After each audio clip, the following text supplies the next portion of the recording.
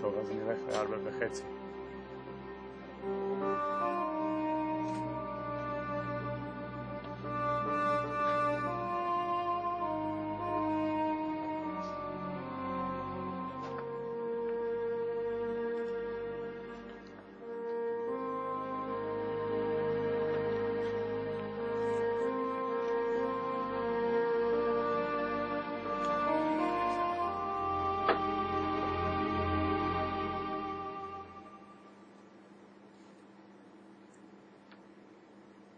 So hello everybody, hello Alex. Hi Marcus. We're opening up again. Not sure how much you got of the previous part. We had some technical difficulties here, but now we should be all right to go. We'll end up going, because we're starting a bit later now with the technical difficulty, so we'll go another 15 minutes as usual. So we'll go till 1/2 the following hour, just to make sure we have the right time. So that's 4:30 a.m. here, Israel time. So obviously you're all in different parts of the world, so it'd be different hours for you wherever you are. So as I mentioned, we are getting into this lesson, which is a lesson on the family. We started in the beginning of this new course, the application of the method of Kabbalah in your life. We started in the beginning of this course with thoughts and desires, meaning the most intimate, closest circle to a person in one's life, which is our very thoughts, our desires, the feelings we have, all kinds of things from fear all the way to happiness and many other, a whole spectrum of feelings that we feel. And how do we relate to these, and how do we work with these at every single moment? And we spoke a little bit about that. And then we expanded that circle to really get into health and our mental health and our physical health.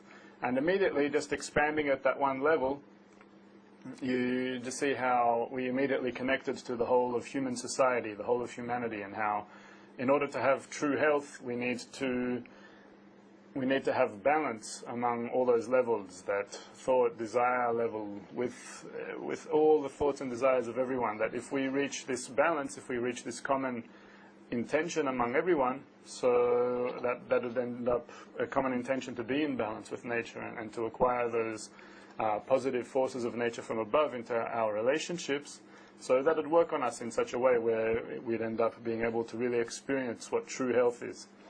And then in the previous lesson, we also expanded it one step further to that other half of ours. We discussed the roots of male and female and the connection between them, and how ultimately from our primordial root in the Dhamma Rishon, male and female are both intertwined as one, meaning that the root of the male, which is the bestowal force, and the root of the female, which is the receiving force, or in other words, you could say the intention and the desire are intertwined as one, with one desire to receive with an intention upon it to bestow to the Creator, meaning receiving pleasure for the benefit of the Creator, for the benefit of the giver. That's that perfect state, that perfect healthily functioning state of a Dhamma Rishon, where both those qualities have been fully corrected, and we come to that state where we've fully merged into one. Well, that male and female have merged into one.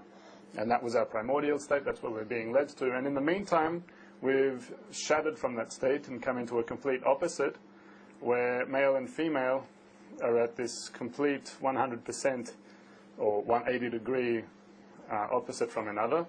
And so we have a process of working with that relationship, working on how to correct that relationship and how to come into these positive ties between us. And so we discussed a lot about that last week, and we talked about how relationships and love is a process of working on these relationships and working on improving them and coming into that spiritual state together, and how love isn't something that just happens at first sight. That is some kind of an example we're given in this world of this spark that we get for spirituality, where we're initially ignited and really want to run towards spirituality.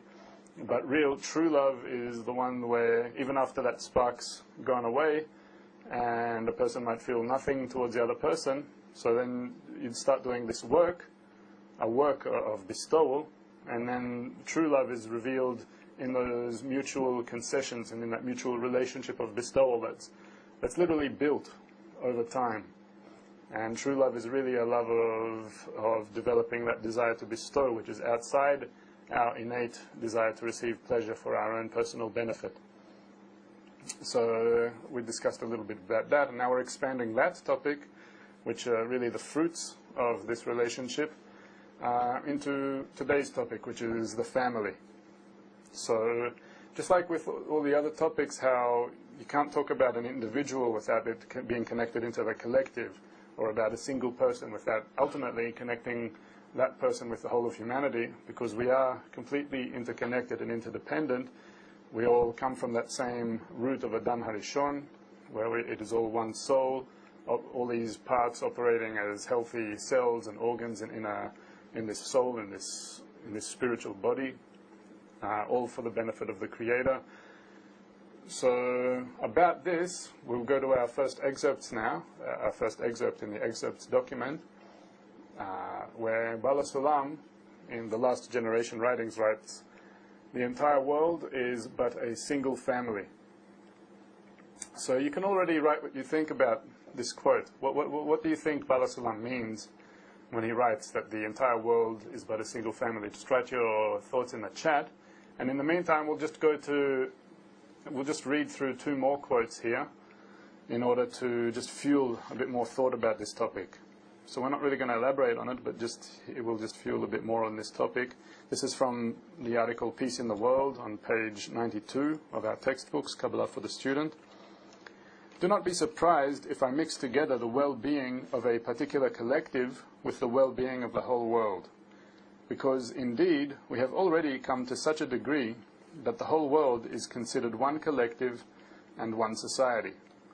Meaning, because each person in the world draws his life's marrow and his livelihood from all the people in the world, he is coerced to serve and care for the well-being of the whole world." And we'll just go to the next excerpt as well, also from Peace in the World, further down that page, page 92. "To the extent that a person is enslaved to himself, he necessarily becomes enslaved to the collective, as we have spoken at length above. And what is the extent of that collective? That is determined by the perimeter of the drawing of the individual from them. For example, in historic times, that perimeter was only the perimeter of one family, meaning the individual needed aid only from his own family members. At that time, he had to be subordinated only to his own family. In later times, families gathered into towns and counties, and the individual became enslaved to his town. Later, when the towns and counties were joined into states, the individual was supported by all his countrymen for the happiness of his life. Thus, he became enslaved to all the people in the country. Therefore, in our generation, when each person is aided for his happiness by all the countries in the world, it is necessary that, to that extent, the individual becomes enslaved to the whole world like a wheel in a machine." So, Alex, yes, anyone Miguel write anything? Yes, Miguel from Houston, Texas. "We're just one soul, one creature."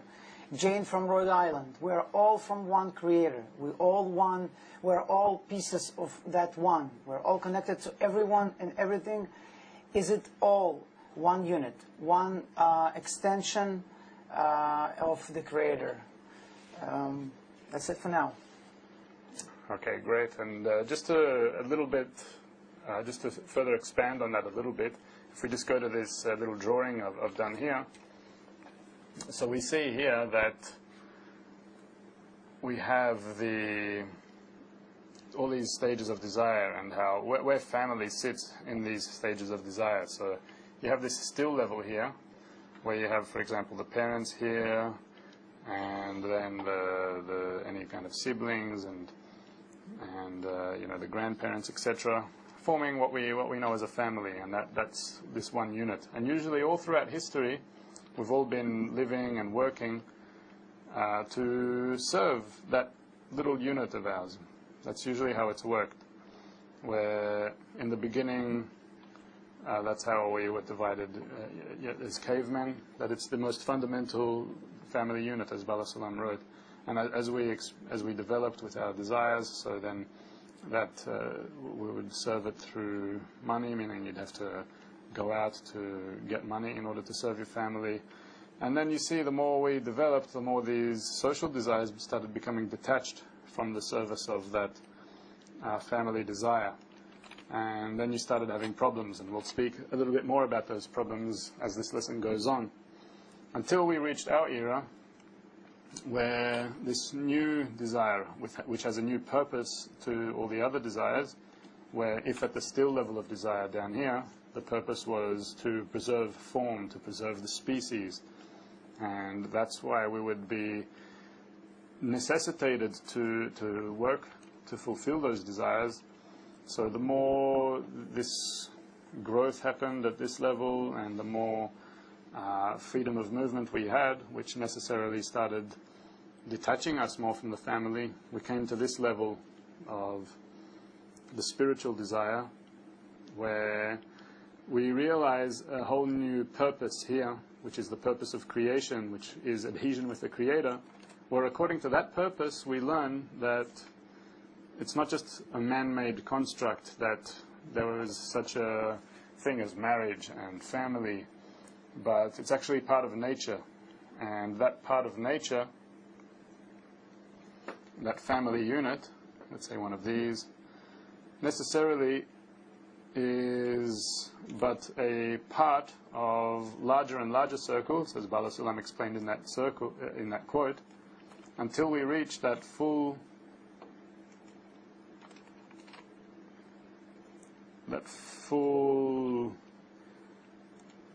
state of the soul of Adam HaRishon, where you could say that every single one of those circles is operating like cells and organs in a healthily functioning body to literally receive what they need for their own functioning, and give everything they have for the benefit of the whole body. And as a result, they receive the life of the whole body, literally the spiritual life.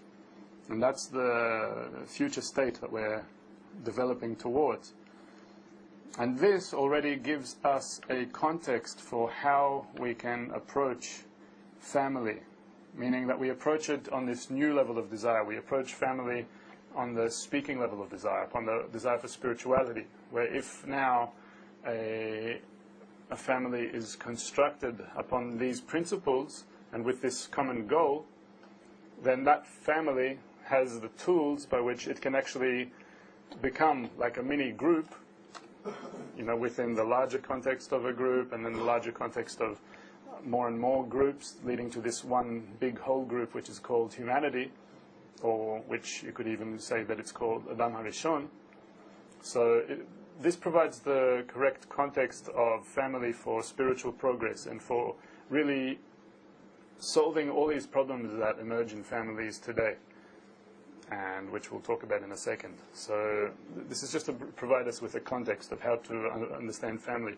It's very similar to how we've always been talking about how individual and collective are equal, and how today you really need to be able to think of the well-being of everyone if you're going to be thinking about your own well-being, similar to what we said about in health. Now it's just expanding this to the family unit. Usually we've approached family in history in a way where we're trying to absorb into the family, kind of trying to work and take from outside in order to serve our family. And that's more or less how it's always been. And we see that with the evolving ego that this doesn't really work anymore. And so in order for family, and thus we start getting into crisis in the family, and there's all kinds of outcomes of that crisis. So the result is that, or the solution to that, is really to realize what is this common goal that's now being revealed to us. How do we work with this new desire that's emerging in humanity in order to be able to work to bind the family as a unit in itself, and which is only possible by binding that unit to the whole collective of humanity. Okay? So that's just a little bit about the context there. Is there any questions to this point? Dovan from Colombia, our friend from Colombia, asks, from the spiritual point of view, what is the difference between male and female? The difference from the spiritual point of view is reception and bestowal. That's really the whole thing here. You might as well draw it out so it's clear. I recommend as well that you go back to the previous lesson, because the whole lesson was just on male and female. But we'll just go through a few points now, because it's important that this is understood. So the root of the male force is literally the creator, which is a quality of bestowal and love. Or we can just put here bestowal.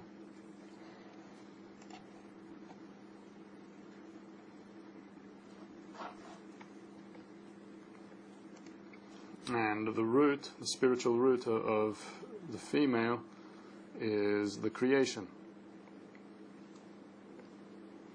Meaning this is how these two forces are rooted in nature, which is the quality of reception. This is why we said that at the primordial state where we all emanated from, the soul of Adam HaRishon, these two qualities, male and female, meaning bestowal and reception, were completely interconnected as one. Meaning creator and creation were as one. There was no difference between them. And then through the shattering of that one soul, let's say here we're as one, and then there was this descent into our world through 125 degrees. Then we had that breaking point. So then we have this world, where we have this evolution of desires through the still, vegetative, animate, and speaking levels, which develops where we're all developing back to that same state, meaning state A here, state B here, state C here, and A equals C, only that with C here we have the experience of having been through this whole state here. So in our world, male and that's the spiritual roots of male and female. Literally, the creator and the creation, the creator being the force of bestowal, which is the male force, the creation being the force of reception, which is the female force. And so in our world, it comes to this separation where it's expressed in these physical forms that we know of as male and female, the two genders or the two sexes. And so here, there's a method for how these two sexes come into interaction and how they can actually work in order to reveal this force between them, reveal that creator between them. And it's considered a correction in our world, meaning it's not a man-made construct that we have such things, such institutions as marriage and family, but it's actually rooted in nature from this very source, which is a source where all of us are united as one family ultimately, but we just lack awareness of that. And then the family unit, this relationship, comes to us as this demo in our world of how we can relate to one another in a way where we can really learn how to extend those relationships to humanity as a whole and to being able to discover that one soul. So the family is really for us to use similar to a group, similar to as a unit where we can already experiment, like in a research lab, with these relationships of bestowal, with what we learn. Meaning if we both, if husband and wife have that common goal of uniting and coming into adhesion with the Creator, meaning they share the same spiritual goal, then they're able to work in mutual concessions, meaning work on love between them and bestowal between them by mutually giving of themselves to that common goal. And then as a result, they become beneficial to the larger group which they're a part of, which becomes beneficial to the larger society and humanity that it's a part of, etc., etc. So if we work in such a way, that provides us with the right context for which family can work today, meaning that you can't disconnect family from the fact that there's this goal which is leading us to all being one family. And if you do, so then that's when we have this increasing crisis that we have today, because if you try to work with the family according just to the rules of the family we've always had in the past up until today, which were according to the still level of desire, which is with the only purpose of preserving the family unit, preserving the form of the species, then you're going to find that these bigger desires are revolving in us, causing us to detach from that, and without that that glue which binds us above all of our desires, which is the method in order to adhere with the Creator. So accordingly, without that, we're not going to find the right kind of relationships. We'll just go into our next excerpt, where we have here, in the Zohar, it talks about male and female there. It says, male and female were created. From this is heard that any form in which both male and female are not included is not a divine form, as would be proper. In any place where both male and female are not found together, the Holy Divine One, or the Creator, does not place His abode in that place, and blessings are not to be found, but only in a place where male and female are found. As it is written, and He blessed them, and named them Adam, in the day of their creation. And it is not written, and He blessed him, and called his name Adam. This is to teach that even by the name of Adam, one is not named, unless male and female are together. It just shows that, what we explained, that in Adam Harishon, this soul that was created, it is this union of reception and bestowal, this union of those two qualities. And it's not that He created one quality, but He created this union, this connection between them. And so this connection we need to realize in our world. And if we also just read the following excerpt after that, so we also have here from the Zohar with the Sulam commentary, it is written, and for this reason a man will leave his father and mother and adhere to his wife, and they shall be as one flesh. And then on slide number 8 we also have Rabbi Akiva said, man and woman, if awarded, divinity is between them. If not awarded, fire consumes them. So it's just all these examples here of how man and woman, these two forces, male and female, reception and bestowal, are rooted in what we attain in spirituality. We, living in this branch level of reality, in this world, also it's upon us to use this relationship in order to work with it. And it's one of the many relationships that we work with in our studies, in attaining spirituality. Because as we said, attaining the Creator, attaining adhesion with the Creator, it's attaining a correct relationship to the whole of reality around us. And that involves the relationship among couples, it involves the relationship in the family, it involves the relationships in society, relationships in the group we're in, relationships to humanity as a whole. And discovering, I'm saying on purpose, that the correct relationship among all these circles is really the goal here of the studies. Discovering, because we can never really work out what's the correct relationship on our own, because on our own we only have this egoistic fuel, and I'm always going to be looking at these things for my own personal benefit.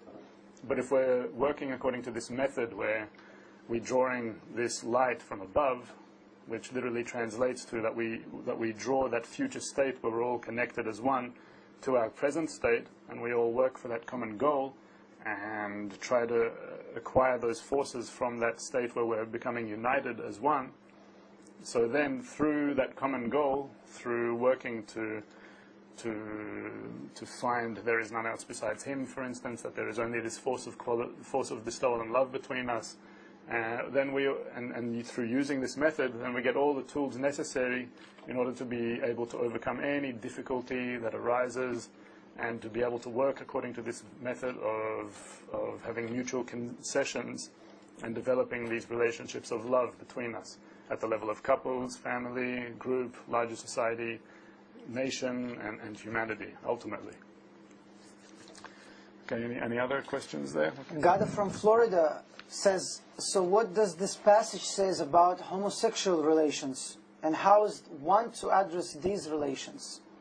Yeah, it's a good question. We're talking about male and female here being as roots in nature, that it's the qualities of bestowal and reception and how they come into our world. The main principle here is how we're speaking about what Kabbalah says that's rooted in nature, and how male and female are two forces that are rooted in nature, and how they expand into our world. So what does that say? I'm sorry, what does that say about homosexuals and how homosexuals fit into this picture? The whole thing here as well, it's not in order to find some kind of, Now let's see what kind of category or label Kabbalah places on homosexuals. This is usually the approach, you know. What does this religion over here have to say about this, or what does that say about this? It's completely different with the wisdom of Kabbalah. The wisdom of Kabbalah simply lays out this is how nature works, and then each person accordingly starts working with this picture. And each person has to go through these scrutinies, and each person needs to really work with that. And this is why just putting this quick label on something never really seems to work. So in terms of homosexuality, so there's many homosexuals who come and they all work with these scrutinies, and they all work to see what does it mean to attain this oneness between these two desires. And they work here. For example, we have gay men in the group here, gays and lesbians, and each one takes this method, and each one, just like from any background that anyone has and any lifestyle a person has, we take this picture of nature that's presented to us and we start working with it. So this is the whole thing. The whole thing here is not to rob anyone of their scrutinies, but that each person takes this picture and really starts working with it and seeing how can they apply themselves to it as a whole. What we see today in humanity is we have 7 billion people moving to 8 billion people, and we're in a state of such growth of egoistic desires where we need to discover this correct connection above them. And nothing was created for no reason. Everything was created for a perfect reason in order for us to reach this perfect complementation of each other. So in this picture, with the qualities and with the situation everyone was given, everyone has the ability to be able to work to find that correct complementation of one another in order to discover this state of being one family. And this is why it's very important in the wisdom of Kabbalah that we don't just put quick labels on things, like, what does Kabbalah have to say about taxi drivers and about homosexuals and about all these things. It doesn't work this way. Kabbalah only explains this is how nature stems down to us, that there's one soul where reception and bestowal, where male and female are completely interconnected as one. Due to the distancing from that state, because the Creator wants us to rise and adhere above that state, we were detached and put into this world. And then we all have our scrutinies to do while in this state with all this package that each and every one received to work in order to find that connection to that force of bestowal and love upon us. And some people have that package of homosexuality, other people have different packages. Everyone has his own package that he has to work with. So now with that package, each one comes to this method and learns that method and tries to apply it to each one, to oneself. And as a result, we advance and we learn how to complement one another and come back to that corrected state by using this method. Friends ask if you could speak a little bit lower. Slower again. Okay, so there's one more maybe. What if people choose to be single with no children? So that's a person's choice, as we said here. Again, there's no quick labels on anything here. If a person chooses to be single, again, Kabbalah is not any kind of ethics, which is putting labels on things, saying, this is correct, that's incorrect, you should do this, you shouldn't do that. Everyone comes to this method, goes, okay, this is nature, this is how it works, these are the correct connections between things, according to how much a person wants to implement oneself in that and draw from that picture. So that's what one can take. Literally everyone's free here to take as much as they want from that picture. So if one wants to be single and remain in this way, so that's fine. A person can stay that way. And the main thing here is that a person, just according to one's own desire, applies themselves in this method, and then the surrounding light starts working on that person according to that person's own desire. And then accordingly, the person will see things from within. And then according to what the person sees from within, as a result of the person's work in this method, so then the changes will come as a decision from that person and from how much the person wants to apply themselves in this method. But this is what we're saying, that there's no such thing as saying being single is incorrect or being single is correct, or etc., etc. It doesn't work this way. There's a method here which literally says, okay, this is nature, this is the picture, and here you have the tools in order to reach that picture. Tools is literally the study, the teacher, the group. Apply yourself in that environment, and then you'll get the influence of the surrounding light. And that influence of the surrounding light that comes and works on your thoughts and your desires, and you start seeing new things as a result of that, that's what gives you the discernments, and that's what gives you the clarifications, and not some quick answers from some instructor. Yeah, a lot of people got the answer, and German from Guatemala, Jose from Spain, and Robin. Everybody's good explanation. Thank you very much, Marcus. So we'll move on. We talked about the crisis in the family today, so we'll just elaborate on that a little bit. So we'll just go to a PowerPoint now, where we just have a few stats on showing the crisis in the family today. So this is a situation. Some recent stats say that in 1990, 65% of Americans were convinced that a successful family must have children. Today, only 41% think so. We'll move on. In Scandinavia, 40% of people live without a permanent partner. In Spain, weddings dropped by 50% over the last 30 years, and birth rates are lower than in the 18th century. Over the last 35 years in Brazil, the average number of children per family has gone down from 4.3 to 1.9. In Singapore, birth rates are the lowest recorded in the world because raising children hinders people from attaining high career achievements, which are considered the most important thing in life. So you can already see that as well in relation to the level of desires, where honor and control, those higher egoistic desires, have become more important than the lower egoistic desires for family. And just the last stat there that we have here, it's in Japan. A survey in 2011 found that 61% of unmarried men and 49% of women aged 18 to 34 were not in any kind of romantic relationship, a rise of almost 10% from 5 years earlier. Another study found that 1/3 of people under 30 had never dated at all, and that 45% of women aged 16 to 24 were not interested in or despised sexual contact, and over 1/4 of men felt the same way.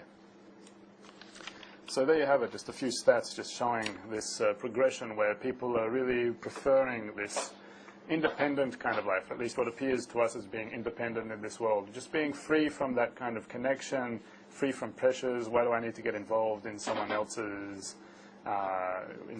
life and have all these problems that come as a result of that, when I can be on my own, go on vacations, do whatever I want.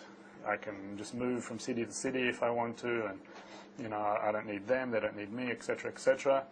And here's a little clip we'll just show as well, where Rav Laitman also talks a little bit about the crisis in the family happening today. This clip is from the series. It's a TV series that's aired here in Israel. It's called A New Life. I'll actually write this out because it's actually a TV series which is it talks about all these topics, really, similar to what we're doing in this course, where we're discussing these topics that relate to our everyday lives in the context of the wisdom of Kabbalah. So in this series, A New Life, Rav Laitman speaks with Oren Levy and Nitza Mazoz, two of his students, long-time students. He speaks about these topics, and not in the context of the wisdom of Kabbalah either, but more in the context of what we're also getting accustomed to now, which is called integral education, or the wisdom of connection. Meaning he speaks about all these topics, whether it be health, the family, parenting, relationships, couples, all the way through to things like business, advertising in the world today, the media, every single aspect of our lives. So Oren and Nitza prepare many questions based on much research, facts and statistics in the world today, bring Rav Laitman the questions, and Rav Laitman really starts opening up this whole new approach to how we can look at the world, not even using words like Kabbalah, meaning it's even a step further.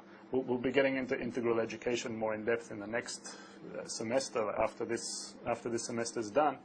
Really, the whole idea of integral education is that we're not using the words Kabbalah. We're not aiming at people who have points in the hearts with integral education. We're aiming at people who have desires of this world, who feel an attraction to the concepts of integral education primarily because of the crisis.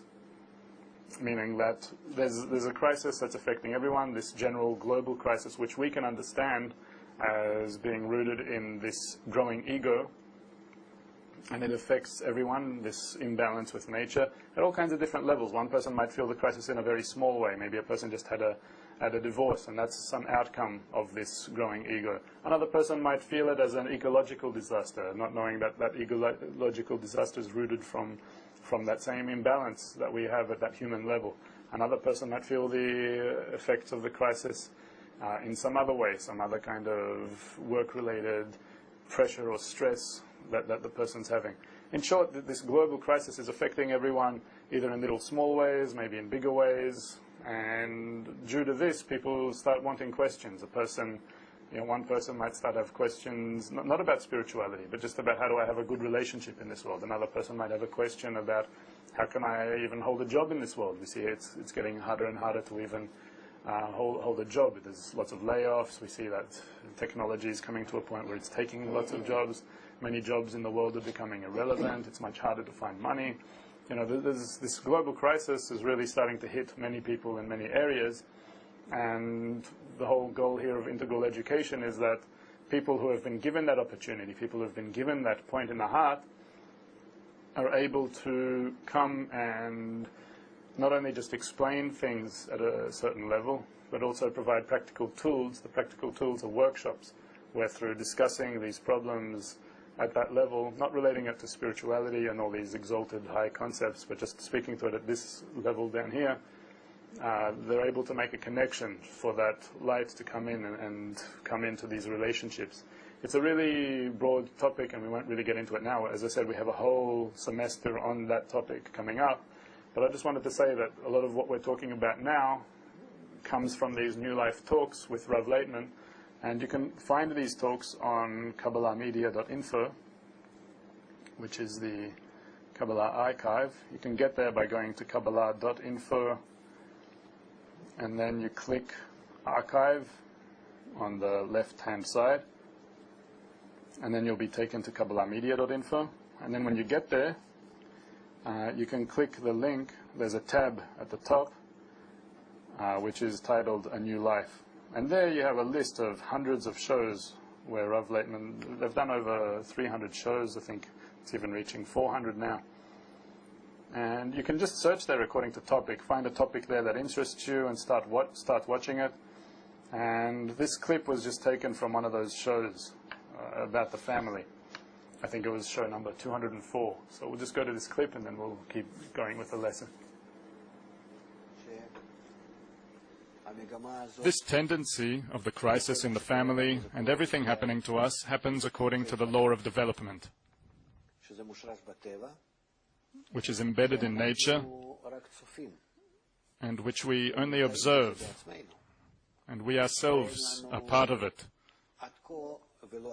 And until today, we've never had this opportunity to control it. And it's not that we were ever mistaken or that we could have changed something, but our egoistic desire, which develops, would dictate all these forms to us, and we always live in this constantly growing ego. And as a result of that, we came to what we came to, and we've spoken a lot about that. And all in all, we need to understand that we are now in this point of recognition of evil, of our ego, where we are starting to see just how much the reason for all this disassembly of the human society is only because of our desire to detach from others and become distanced from others. That I don't want to be needy of others, I don't want others to be needy of me, just leave me alone, I have no need for you, and I don't want you to have a need for me. Like that. But whenever I want, I just want to be able to call anyone I want, whether they're close to me, relatives, friends, in general, anyone in humanity. we see that there's this trend of leaving the city you were raised in and moving to some city there alone, or going to some vacation there by yourself and just forgetting about everything. The recognition of evil in our ego, which brings us to all of these things, why is it evil? Why is it bad? It's bad because we feel that we have such desires that we cannot fulfill, but through corrections in the relationships between us, whether in the family, in parenting, in the relationships among relatives, families, or in general among people, where human society is now starting to process its form in such a way.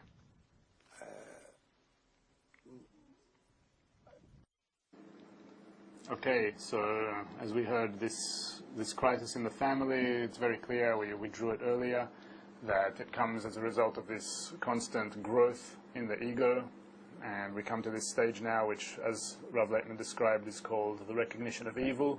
We have the recognition of evil that we talked about in terms of our inner work, and there's also the branch level of it, which you can see on the level of humanity as a whole, where really the global crisis we're experiencing, and all these crises as they become expressed on all these levels, that's also the recognition of evil, where we start realizing that this egoism that's constantly developing, which we thought was leading us to progress and a better life, and we'll build machines and technology to be able to really conquer and conquer nature and be above everything, we see that it's really not leading to good things, because what we thought, where we focused on all these external things, we lost track of relationships, and that really the place where we truly can find happiness and fulfillment is through good relationships.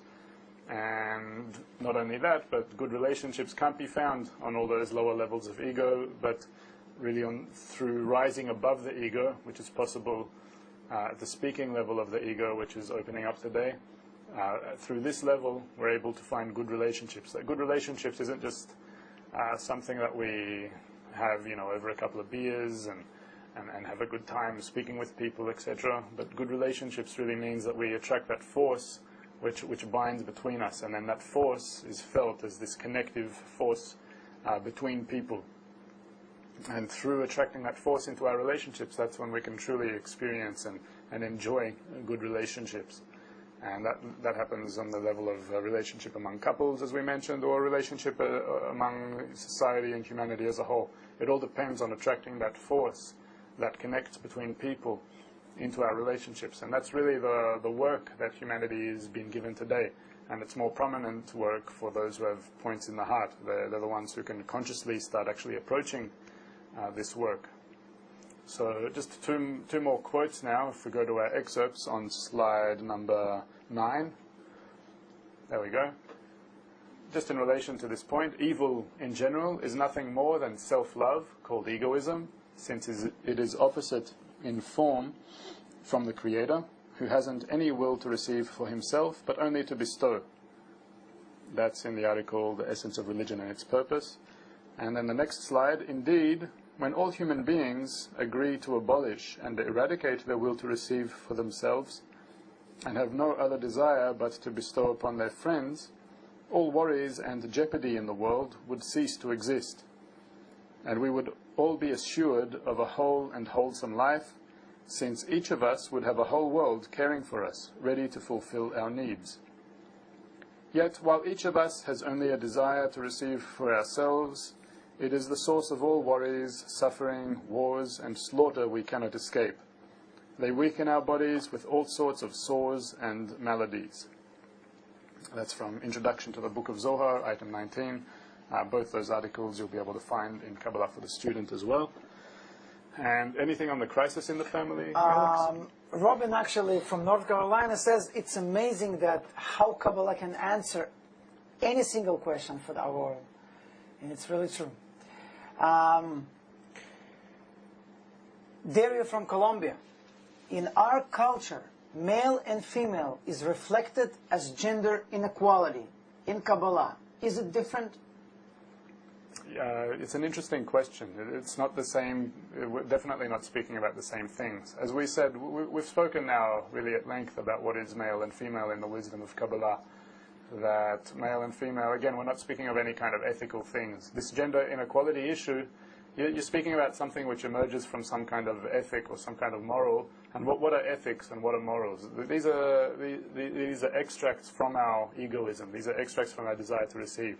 So, 100 years ago, we'd be thinking about men and women differently to how we think about them today, because we have a wholly different ego today than what we had back then. So if you would come to humanity 100 years ago, you'd see that probably this idea of gender equality would be approached completely differently to what it is today. However, among Kabbalists, a Kabbalist 100 years ago and a Kabbalist today would see the exact same approach and relationship to male and female, to men and women, because they would actually have the connection to nature's source and see how these two forces extend from nature's source, how they emerge, branch into our world, and then what we need to do with these forces in order to connect them back together and bring them back to their root. And so what we see here is that the roots of male and female is in the bestowal and the receiving force. So you obviously see that there is this, not just inequality is the incorrect word, but there's two opposites here that need to be connected. That's the whole idea here. And so that connection is made by applying that method of being able to attract that force which connects us. Meaning, just like in society in general, we don't have the ability to literally connect me to another person. Because what does it mean, me to connect to another person? It means me with my egoism, meaning where I have this intention only to receive pleasure for my own personal benefit, trying to see like how I can benefit from someone else. That's literally what it means, me trying to connect to someone else.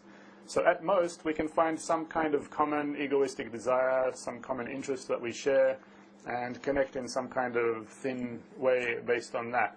This is the connections in our world. We have many relationships like this where we can get along with people and have a good time with people, share similar hobbies and interests, etc., etc.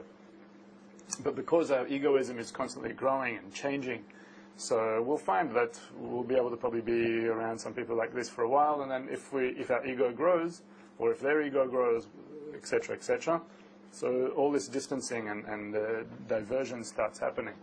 And so what that leads us towards, it's all part of this natural process of that growth of the ego, of how we're reaching this recognition of evil, in order for us to be able to start attracting the force from that next level that unites and connects between all things. That we start seeing how our ego growing isn't bringing us to any kind of lasting or good satisfaction. And that builds in us this, what we call the prayer, which is really this inner request, this inner need for connection. What's also interesting is when we start investigating integral education and looking at what's happening in the world and what scientists and psychologists and all kinds of researchers are finding today, is that you have this whole new science of happiness opening up, where all kinds of scientists and psychologists are finding all these statistics and facts, and lots of researches that have been happening over the last 20 years or so, and even more so in the last 10 years, where this whole science is opening up, where happiness starts becoming this topic, where it's becoming more and more common knowledge among researchers that moving after material wealth and material things isn't what provides happiness, even though society at large places value on that. We find that people aren't finding happiness in that, and there's many researchers today showing that. And they find that literally social connections among people, are what brings people happiness. Any form of happiness, how it's expressed in our world. So we're seeing that more and more this importance, this primacy placed on good relationships is entering even the world of many scientists in the world. And this science of happiness is like this new science that's becoming very popular. You can go to the internet and even take free courses in the thing and see what they have to say about it. And it becomes this very, very interesting area for people, because people literally start feeling this new desire from within, unable to explain what they're feeling. And that desire for really being happy beyond all this tiresome materialism that we thought would bring us happiness, meaning that if I got such and such material acquisitions, I'd be happier. People would end up working and putting lots of efforts to get those things, would put them into their fence, into their own house, and then find that they're not happier as a result of that. In the next moment, they're feeling empty again and need to just keep getting more and more things. So, I mean, that's all becoming very common knowledge, even among many researchers today, and this whole new science of happiness is even opening up as a result. It's just to show how this focus on the fact that we need good relationships and good connections among people is really becoming this topic that people are feeling today. Even economists, start talking about how this GDP index, the gross domestic product, doesn't indicate what is truly a nation's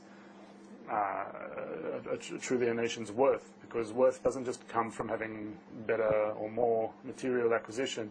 And they're starting to look for all kinds of alternative ways of defining what gives a nation's worth. And there's all kinds of things like the happiness index and all kinds of things being worked on in order to try and measure these things in terms of people's happiness. And this inner fulfillment is becoming more of a topic. There's a good book that I actually work on that book. It's an amazing book, I have to tell you, and suggest you to buy. And it's a great dissemination also. It's called The Benefits of the Integral Economy. Benefits of the New Economy. New Economy, right. And basically... That's also available from KabbalahBooks.info. Exactly. And you don't have to even talk to people. Just give that book, which costs $5, $10, and everything is in there. Everything. The whole Kabbalah, it's everything, and how it relates to happiness, how the money relates to everything, and how we really can unite if we really look deeper and from the different point of view to all these things. So suggest you to buy. There is a question for you, Marcus, from Gada from Florida. She says, Marcus, why is it evil when the Creator created this will to receive just as a receptive vessel, but then it does what it's supposed to do? Then it's considered evil. So from the point of the creature, the will to bestow also might be considered evil. It's a question.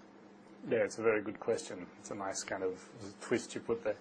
The evil, just because it doesn't let us experience fulfillment, meaning that this is what is called evil, that it puts all these kinds of goals before ourselves, where we think we're going to get some kind of fulfillment from such a goal, and all these egoistic goals, meaning goals on the level of food, sex, family, money, honor, control, knowledge.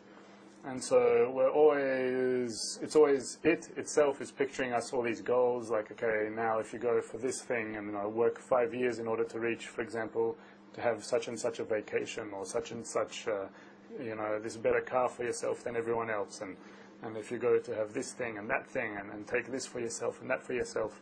So this is how it works on us, that, take this for yourself, take that for yourself. You can feel pleasure from this, you can feel pleasure from that. That's how our ego is always working on ourselves. And it's called evil. What's important about why it's called evil, it's not that Kabbalah is coming and going, this is the label for this thing, that it's evil. But it's saying a recognition of evil, meaning that we come to the discernment, our own feeling that it doesn't fulfill us, our own discernment, that the fact that by following this egoistic direction, that now this desire for some kind of personal benefit here has emerged in me, and I can already now discern that if I go to work to fulfill that specific desire, I reach the discernment that it's evil. This is the main point. It's not that there's some kind of external thing here saying, again, it's not ethics. It's not like a person coming and saying, look, Sonny, that thing over there is evil. But it's about the person himself coming to this realization that I won't get true lasting fulfillment by following this egoistic line that is emerging within me. If I follow that, and if I achieve that egoistic thing, it's not going to really make me feel better, it's not going to make others feel better. Thus, I discern that this quality within me, this intention that's operating involuntarily within me, it's ultimately evil. It's the source of something that doesn't bring any good to myself, to others. There's nothing really good there. It just leads to another empty space. I get that fulfillment and I'm left with emptiness. I'm left with nothing. There's this force emerging within me with this constant feeling that just wants to absorb into itself, into this black empty space of nothing here. And it just wants to, and it makes this machine that we have here, this body, want to work and do all kinds of things in order to achieve that pleasure and just to bring it and dissolve that pleasure into this empty space, and afterwards be left with nothing. And this is when a person starts really seeing this from within, so then he starts himself placing that discernment on it, that it's evil. Okay? We'll move on a little bit. You have another question? No, we'll go to one more question. Okay. Cindy from Miami, Florida, she says, I was born with the health problems. Could this be manifestation of trying to bring my family together in spirituality? I cherished my parents, but discovered after my mom's death that my siblings did not feel the same as me. About this specific situation, we can't really say about what are the calculations here on behalf of the whole plan of creation about why we're born with certain health problems, why some people are born in some ways, other people have other things that happen to them. Some people experience all kinds of misfortunes, other people experience all kinds of successes. The whole thing here really is, without really getting too much into details, is that by all working together for the sake of that one goal, and when we start really being able to work together in order to attract that adhesion to the Creator, that final state, that next state that we're evolving towards, and bring that light into our relationships, when we can actually reach such a sensation, what we find is that all people who are born one way, or all people who have some other kind of, there's no lack of all kinds of things in this world which hold us back from really realizing some kind of thing that we wanted. So all these lacks that we have collectively, when we're working together to attain that one goal, we find how they're all complemented. And the whole idea here is to build this situation where we're all working in order to attract this force and complement each other, become this supportive environment for attracting this force and for letting that force really unite us. And then in that situation, there's no such thing as strong or weak or anything like this. Each characteristic, strong or weak, that appears to us in this way, is precisely set up from the Creator in order that we complement each other in such a way. For example, the same way as the Creator in our bodies created this, the liver, which has a certain function, and then the pinky finger, which has another kind of function, and the eye, which has another function, and the heart, which has a certain function. There's as if different levels of importance, but at the end of the day, they all complement one another in order to realize this perfect state of a whole, complete, balanced, perfectly functioning body. And that's the kind of thing we need to attain in our relationship, to find that mutual complementation of one another through working to realize that common goal between us. When we work in that way, so working in that way meaning that I have the present moment and I have that future state of that perfect functioning soul of Adam HaRishon. And that's really what I relate to, that there's this present moment. I don't really relate to all kinds of things from the past. Everything in the past there is no else besides Him. It was all just set up perfectly the way the Creator did it, and I have no say in anything that happened back then. So I relate now to the present moment in what can I do in order to best bestow to others, in order to best provide this positive influence towards others, and in order to reach that future state. And the only thing we look in the future is the final state, not to look at any kind of things in between that, but how do I now do everything possible in order to realize this state where we're all this perfectly united, connected humanity as that state of Adam HaRishon. And when we're working in such a way, that's when those, you could say, the correct forces are activating us, working upon us, and when we can find that mutual complementation among people. we'll have to move on a little bit in our lesson. We don't have much time left because we only really got up to the crisis point in the family. We haven't had a chance to speak about the solution. So it's not good raising the crisis if you're not raising the solution together with it. So in relation to the solution, we'll just write a couple of points here, and we'll just speak about them briefly because we're running out of time. So in terms of what's the solution, like what do we have here, which we can actually use as practical tools? Really, this is what the lesson is coming down to. So we have this idea that the partner, I'll just write it like this, the partner is my mirror image.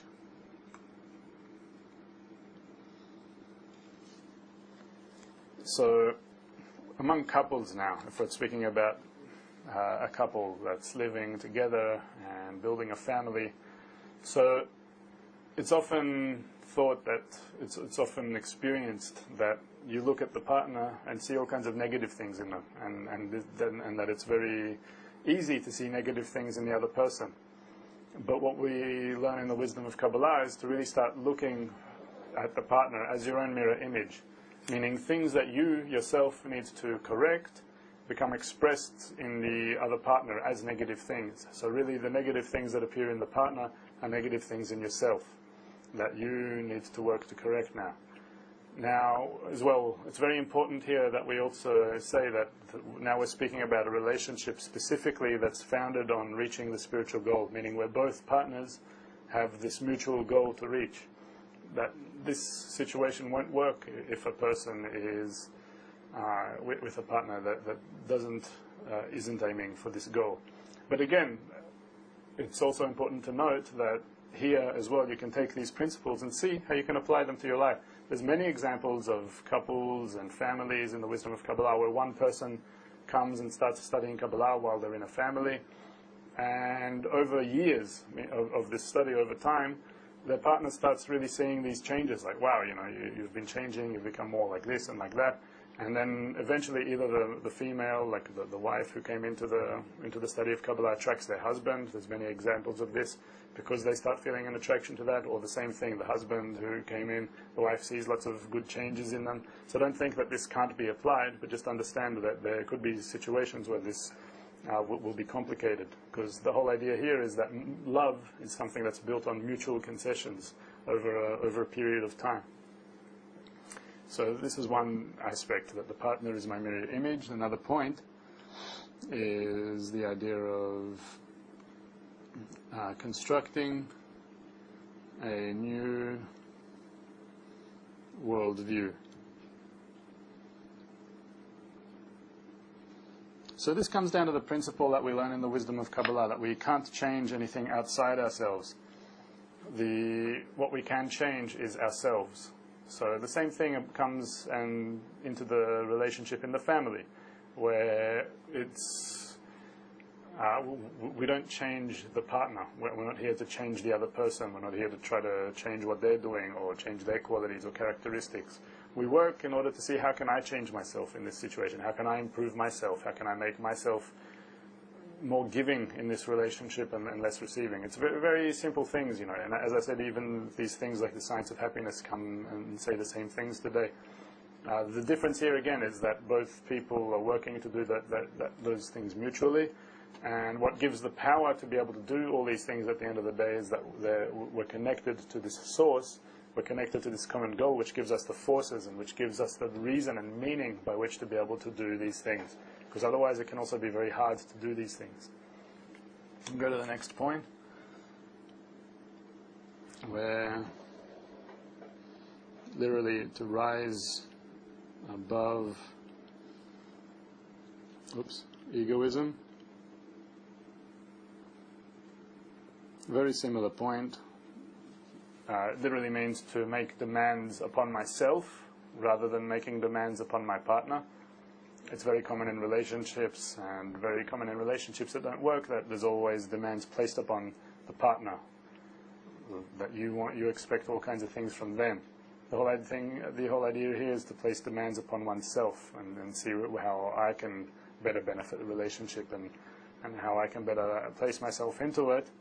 And then this provides an environment. Like we said, the family unit turns into being like a group. So partner will end up being impressed by all kinds of examples, by all kinds of, and then you'll actually start seeing a response through those examples, similar to how we work in a group. We don't go to all kinds of friends in the group and say, hey, look, you've got to do this, you've got to do that. You don't do these things because it's a coercive thing, and there's no coercion in spirituality. But rather, you yourself try to implement yourself as best as you possibly can, and then if the friends, everyone's there united by this common goal, everyone wants to reach bestowal, we have these desires for envy, lust, and honor within us, which we talked about in the first lesson of this intermediate course. And through these desires becoming activated, but towards a positive direction, meaning envy then becomes activated towards bestowal. So I see that example, and I want to as well place myself into that situation too. I want to start working to give of myself and bestow to this society, to this relationship as best as I can, because bestowal is exalted. I see that this other person's doing so much in that way, and I want to be like that. Okay, another point here is, well, you could say it this way, replacing outdated software.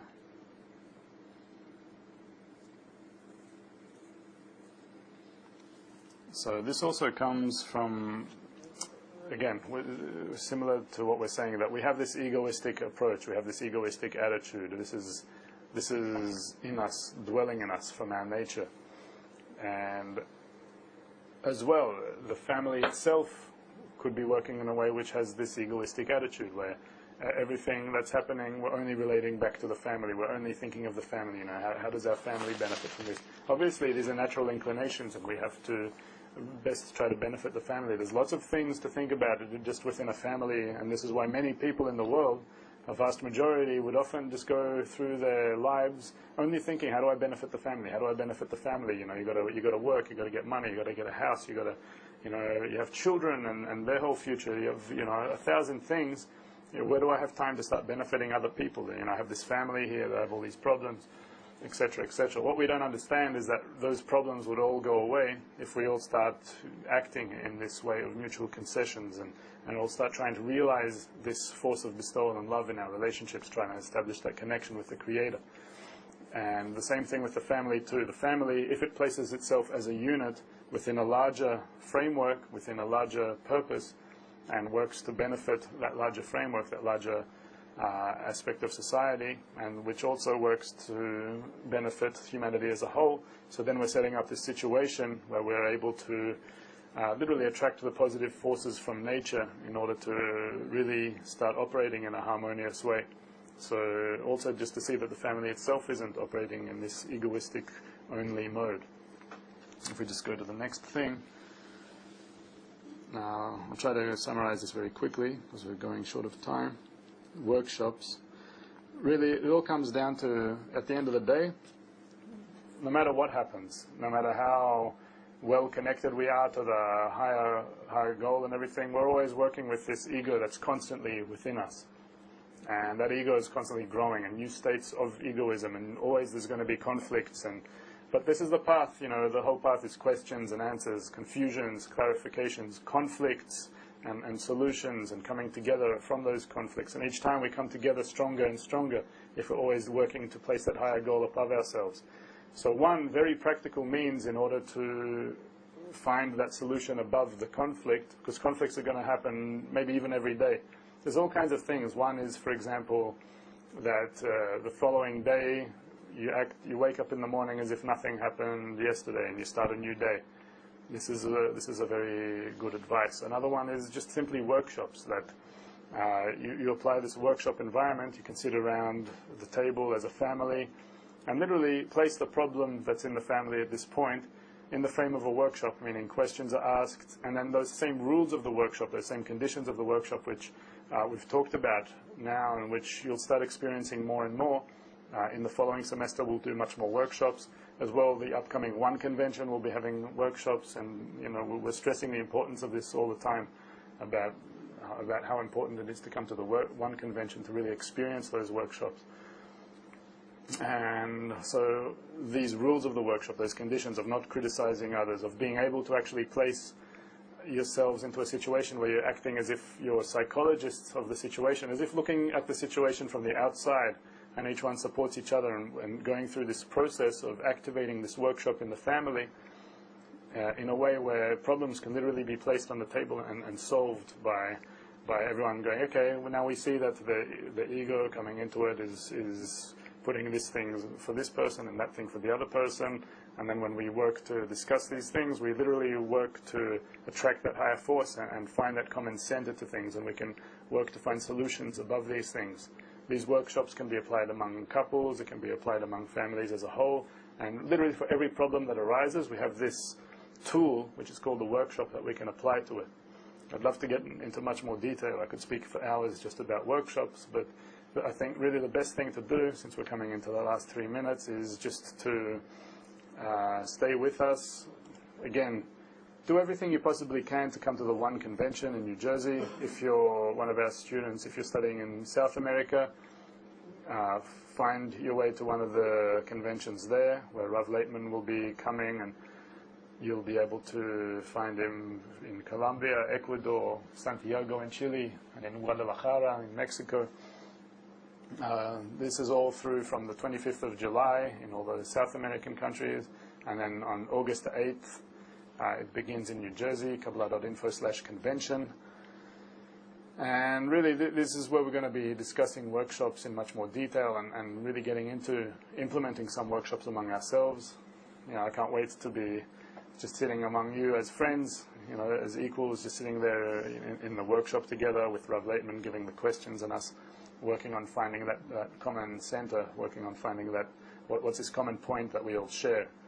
And really, it's an experience where, what is it, 3 days in your life, and then to put efforts in. You see how much efforts we put into so many things that just slip through our fingers in our life. And this is something which really, it's an effort you can make which will literally remain in eternity. It's an effort that will stay with you. And this is why we just want to place so much importance on it, because we really see eternal importance in such a thing.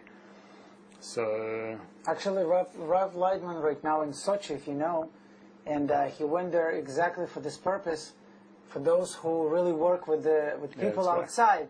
Right. Basically, based on these discussions, we call it round tables, round discussions, it really works, and we see how people really change. And maybe last question here about the convention. Claire from Chicago, asks, I'm afraid that when I go to the convention, I will not be enough, or I won't feel that everyone else is feeling, and I'm be rejected. Is this normal? Yeah, it's perfectly normal. I think everyone's experienced these feelings. You're saying, this is what I really want to stress, and it's great. And it's great that you have these fears too, because everyone has these. Don't think I've never had such fears, and other people haven't had fears, and all this. The fear of coming and not feeling like you're going to fit in, the fear of coming and not feeling what everyone's saying that you'll feel. All these things are perfect fears, and it's something which we're not supposed to eliminate those fears, but we're supposed to take those fears with us and really try to work above them. And the way we work above them as well, it's not with our own powers, but what we're trying to say here is just doing all the efforts here, is just doing the efforts to, put your feet through that door of the convention. And what I can promise is from that moment onwards, there's such a supportive environment there. There's such a support there that all these fears coming from this individualistic, competitive world, where that's precisely where these fears come from, that I don't know enough, that I'm not good enough. That's how we're raised in this world. And what we do at the One Convention, it's completely different values in this place that we're all working towards. If you come there with, just a clarification based on your own point in the heart of what you really want in life, and everyone comes based with this, that's all you really need. And then all the efforts is just kind of making that step away from this competitive, individualistic world for just 3 days, putting ourselves in that door, and then immediately that supportive environment sweeps us. And this is why we're putting so much importance to just making that step, just to go through that door and then see that there's really this great whole new supportive environment you never even imagined to yourself before waiting there, which will just eliminate those fears for you. The environment, this is what we're trying to say all the time, society, and the environment, that's what comes to complement us. There's this whole different approach waiting for us that's not based on all these, all this, really based on this whole revelation of evil that we're undergoing in our egoism with the way society works in our world today, but which is based on whole new values. And yeah, we're being told that we have to wrap up now. So anyway, I look forward to seeing you all there. Thanks again, Alex. Thank you very much, you all. Thank you, Marcus. Also, we're just going to go out with a clip now. I don't know how many of you were able to come to an event we had earlier today where we had our first experimental virtual workshop. But we played this clip also where Rav Leitman also really was speaking from the heart, just inviting you all to the... He's speaking specifically to you too. When we went to Rav Leitman, we said, Rav, we want you to say this to the Education Center intermediate students. And so he... originally we said to Rav, maybe you want to talk about the connection with integral education and Kabbalah, etc. And then he said, no, I'll say to them something else. Here's what Rav Leitman has to say to you. So good night and have a good day. Thank you. Okay, so we're going into Rav Leitman's office, and we're going to ask him to say a few words for the students who are expecting to come to the New Jersey convention. You guys are ready? Yep, we are ready. Let's go in. Okay.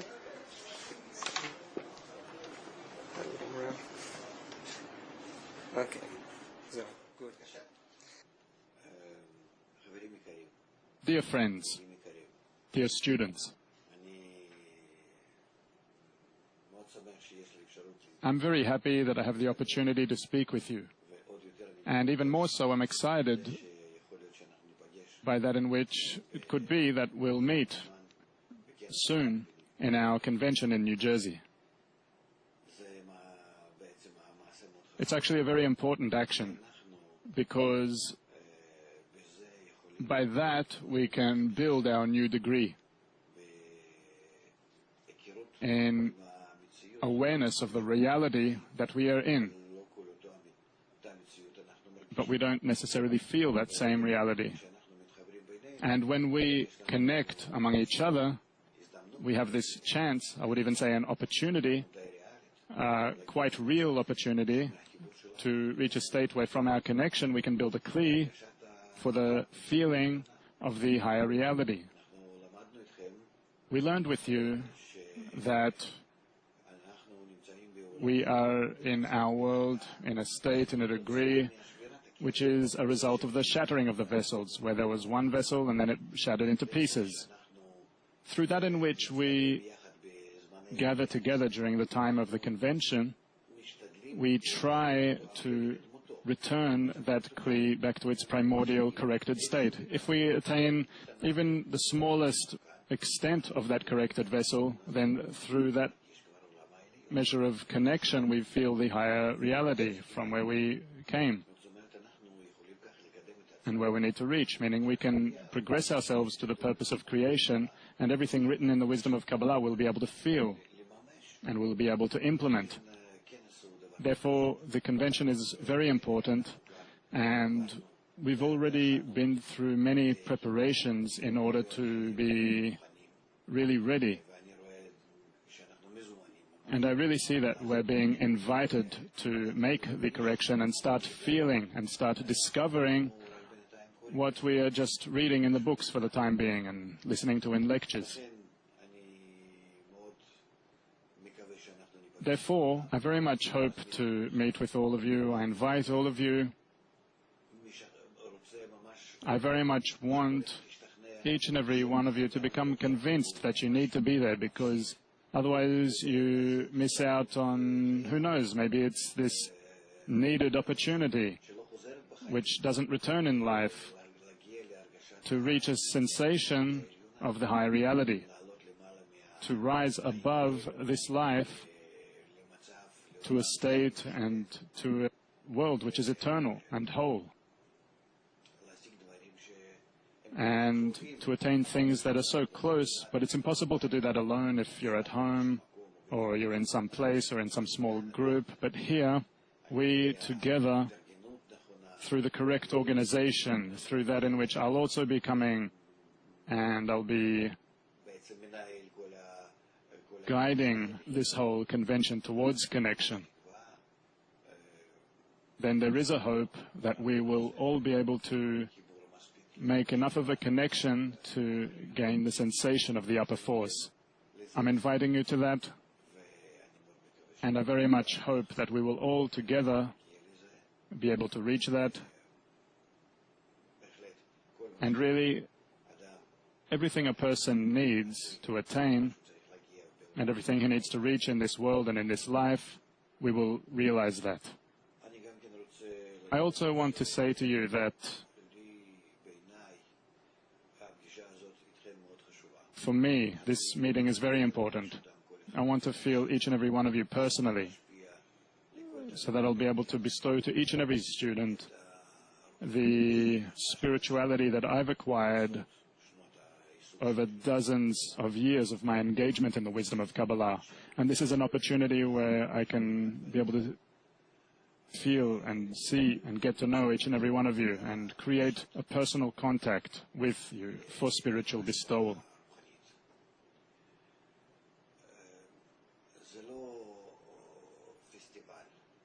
It's not a festival, and it's not some kind of exhibition, some holiday, some kind of festive event, but it's a very intimate contact of each and every person with the Creator. Even though you're among many people, but really each and every one now feels how this special channel has opened up for him with the connection with the Creator. And it's impossible to perceive these things from a distant internet connection or from a meeting at one's home. It needs to be where you're in that same area as me. Therefore, I'm coming to New Jersey after I've been through many places in the world, through South America, and before that Europe, and afterwards I'll be traveling to Africa, in all the places where we have our students, my students. Why is that? Because the personal contact is very important. It actually opens for a person that tube through which he can feel spirituality. We are in this world, and not just in some virtual world of thoughts, but we're also in a physical world, because it is the foundation where from it and onwards we start building connections with the higher force. Therefore, we also need to gather at least once in our lives, or let's say a few times in our lives, but at least once in our lives into a contact among each other, and then from that we will be able to start growing. I very much hope that you will understand that it's not just a carnival, but it's a serious spiritual action, and it's impossible to make something instead of that if you won't come. I'm waiting for you. And soon we'll meet.